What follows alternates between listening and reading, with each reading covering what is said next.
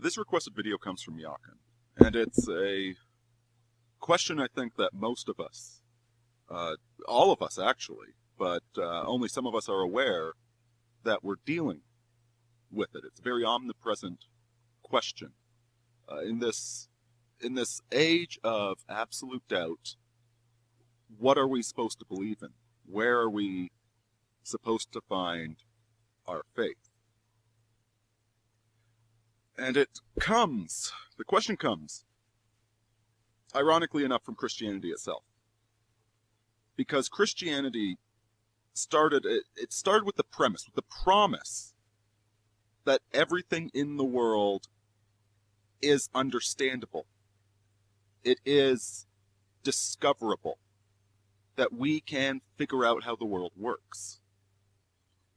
You know, like if you've done any, I know I use the auto mechanics metaphor quite a bit, but this is one of the things I find, because when I go in to fix my car, when my car's broken and I have to fix it, well, it's a very depressing feeling. It's, while the car is being fixed, you don't have transportation. You know, it almost feels like the universe could potentially come to an end if you can't fix the car. And when you go to fix it, you don't know exactly what the problem is. You might have a really good guess. You might have some thoughts as to what you could do, but you don't know how to fix the problem. And so this is, anytime I approach it, I know, though, that despite this, as much as it worries me, on a deep level, I know I can fix it. It's going to be painful. I'm going to bleed. I don't really want to do it. It's going to be mentally difficult as well as physically difficult. But I know that I can fix it. And there is a moment of doubt in the process, but thus far, I have yet to be proven wrong. And so this confidence that Christendom had, that the physical world was comprehensible, that we could figure it out, that we could, that we could develop the scientific method. Ironically enough, this is what taught us to doubt. Because this confidence that we can figure out the world makes us doubt our current understanding of it, our current theory of how the world works. And so rather than the old pagan faiths, which said, this is how the world works, just believe in it, go die for your country. That's just learning a theory. With Christianity, with the Western civilization, it became about learning to formulate theories, which means doubting your current theory.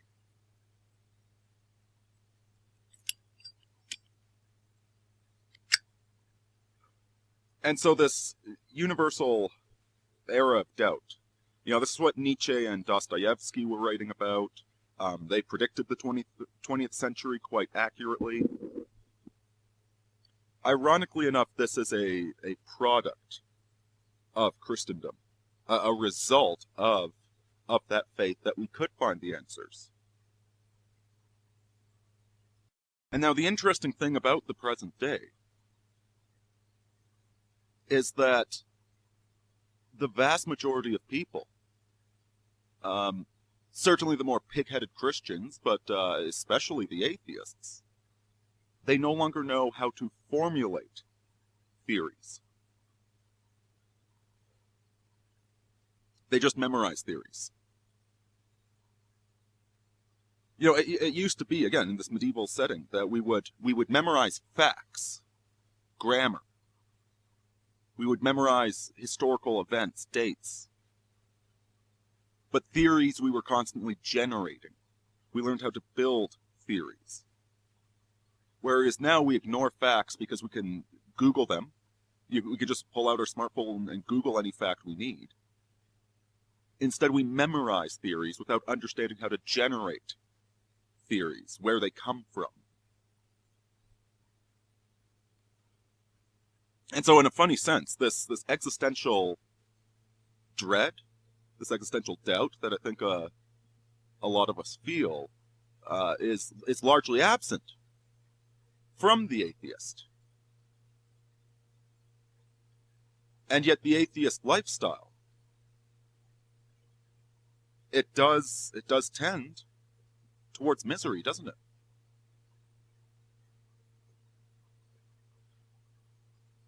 Because we're talking about suffering. And you might be able to tell, I've been listening to a lot of Jordan Peterson to try and formulate the answer to this question. The question is suffering. How do we deal with the issue of suffering?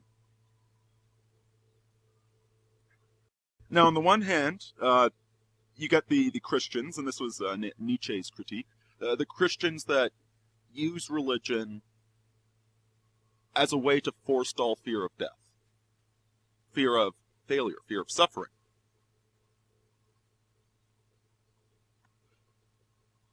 And you still see this. It's actually very strong in America amongst Christianity. There, the pre-rapture, the doctrine of prosperity. These are all ways the people that follow this, they convince themselves of some tenet, some set of beliefs, so that they don't have to address the problem of their own suffering. Yeah, I think I might actually go into this a bit more in depth in another video, discussing heresies and why they're heresies and what sort of damage they do. But they latch onto these beliefs and constantly reaffirm these beliefs because it saves them from having to deal with darkness, with chaos, with danger. And yet these beliefs become very fragile in the process. And so if they experience any trauma, any suffering, it threatens to completely destroy their faith. Because it was never faith to begin with, it's just belief in an axiom, belief in a theory. If I am righteous, then I will become rich and I will never suffer. And then your child dies in a car accident. What do you do then?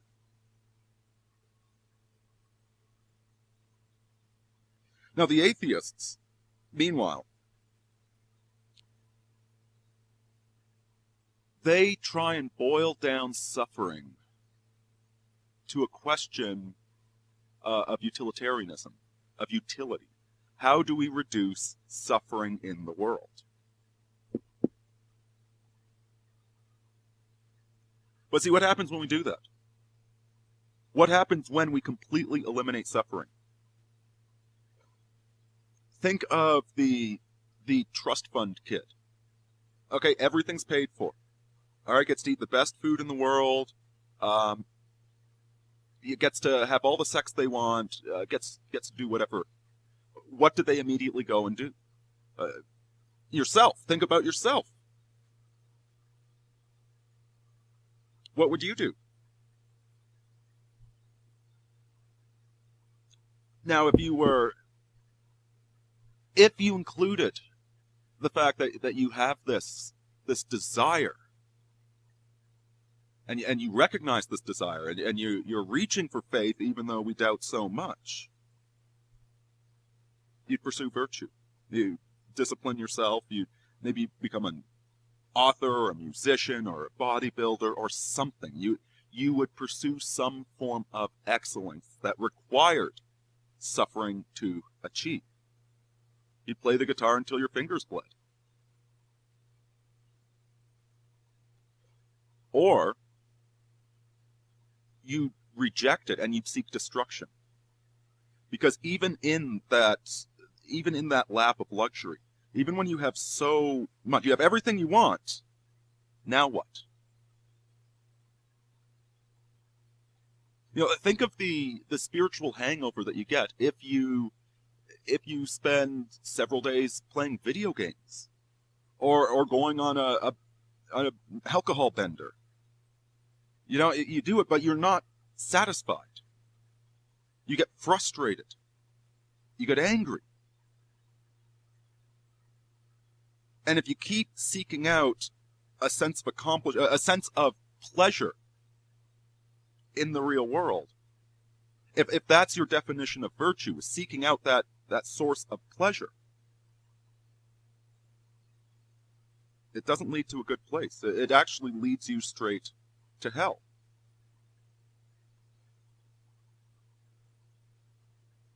Because pleasure is unsatisfying. We aren't meant to feel happy all the time.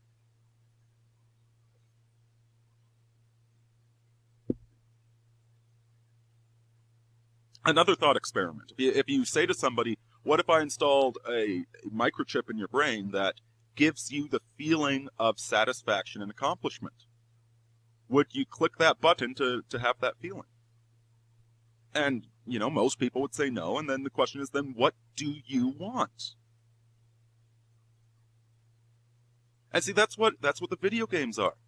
It gives you this sense of a artificial accomplishment, and it doesn't make us happy. That's what all of this meaningless sex is, and it doesn't make us happy. That's what drugs are. And you just need to look at drug addicts.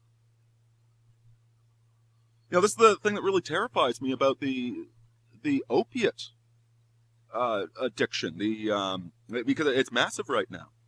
There are so many people taking opiates.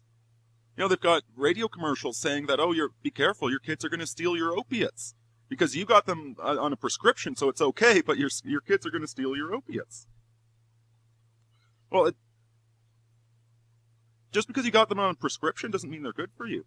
And I see these people that are on opiates. I've had far too many encounters with them, and these people, they become progressively more dissociated from reality. Okay, you can tell that they're on opiates because of how unpredictable they are. When you try and speak to them, when you watch them move, there isn't this consistency. There isn't a predictable pattern. And they're generally pretty calm. They're not violent. But the unpredictability of them means that they could potentially be very violent for no particular reason. And that there's no way, if they become angry, if they become violent, there's nothing you can do that will necessarily work to calm them down. Because they don't know because they're not angry. They're not going to be getting angry at you because, hey, why are you smoking in my house? At which point you say, I'm sorry, and you stop smoking. No, they're going to be getting angry at you because they are unsatisfied by the opiates. The opiates have given them everything they think they want, and they are not satisfied. They have no catharsis, no meaning.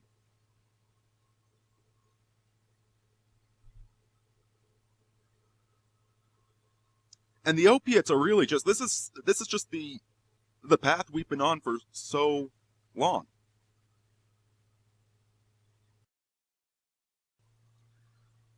Because we've been trying to construct our own realities, our own systems of meaning.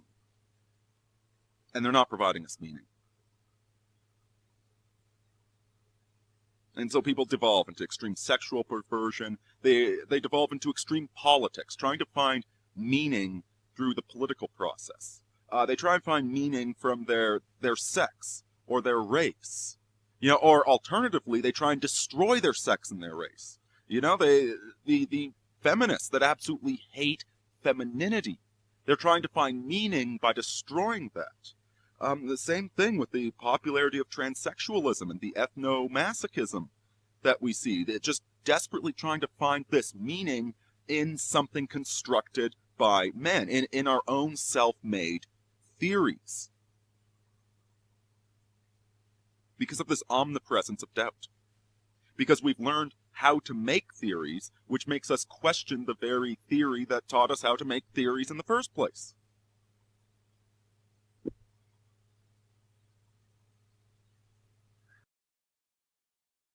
It's really, it's a catch-22 that we found ourselves in. And really this catch-22, this is the nature of man all the way back throughout time. The present iteration of it is that faith in God taught us to doubt God. Taught us to be able to think beyond a world with God, to think all these different possible worlds, and it's led us to Nothing. Alleviation of suffering does not alleviate our suffering. So what the hell are we supposed to do about that?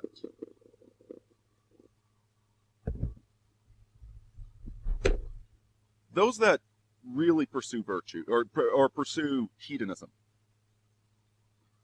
whether it's intellectual or drug-based, as I said, they come to resentment. They become angry. They become destructive of themselves and of the world around them.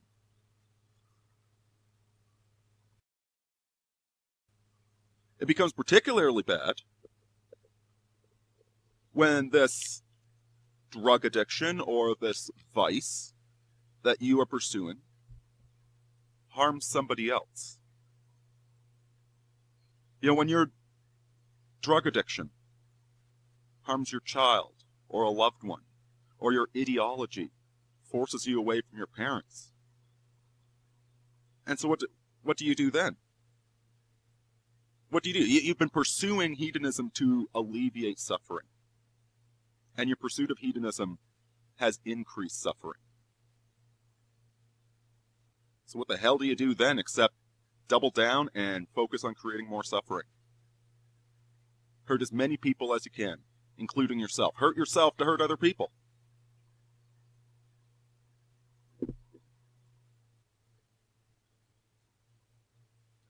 And you know, you've seen this, I've seen this. We don't want to become that. Because there's never a just or correct target, is there? When we're angry, when we're frustrated, there's never somebody that we can take it out on directly who deserves it. You know, maybe we can delude ourselves into thinking they deserve it, but there's always going to be collateral damage.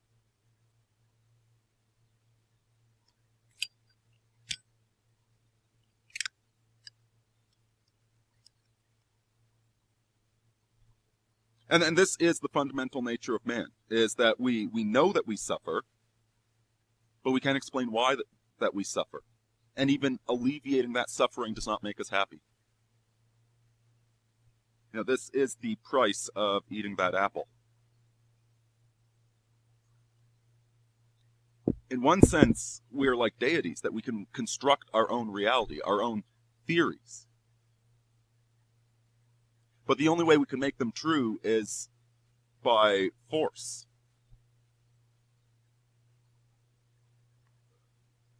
Yeah, somebody pointed this out to me recently. Now, the words dialogue and diabolic. Dialogue,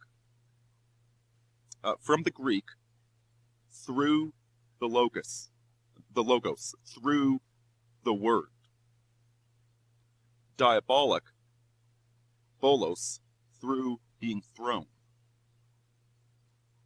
And so when we try and make ourselves, when we try and achieve that deific quality, when we come up with our theory of perfection, our utopian reality,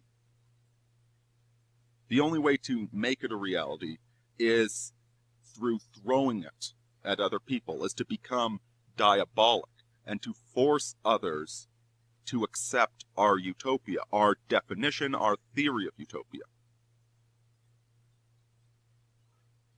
Dialogue requires the logos.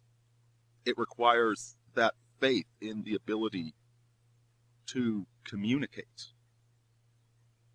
It is only through God that we can speak to one another and have meaningful statements and come to understand reality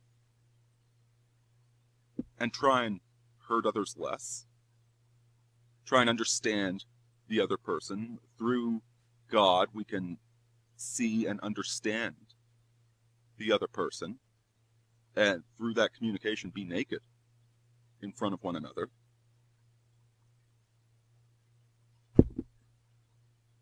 Which then impacts you as well. When you open up a dialogue with somebody, when you truly open yourself to dialogue, you don't know what's going to come out the other side. You don't know what you're going to be on the other side of that. You become vulnerable.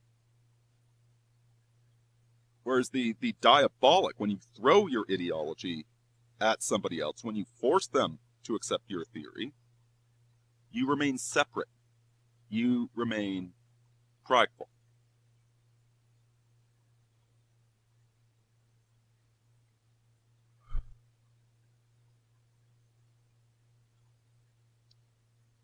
So what are we supposed to do in this age of endless questions? Endless doubt.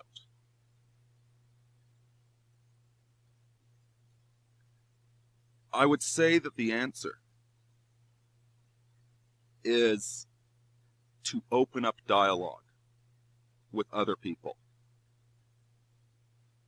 is to not get lost in your internal doubts and questions, but rather to look at the other people around you and through the logos to speak to them and to experience the conversation and to be honest with them and see what happens to you when you are honest with them.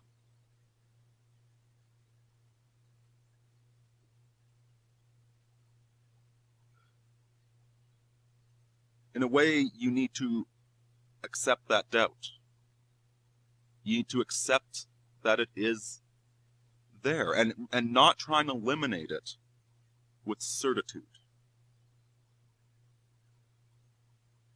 It's when you try and impose that certitude upon yourself and upon the world around you that you become diabolic and you fall into a pit of suffering that has no ladder out.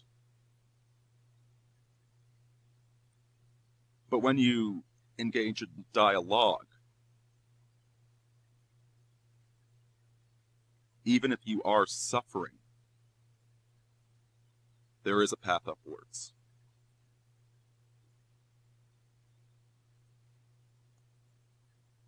Stay strong, folks. Deus Volt. This is Aurini out.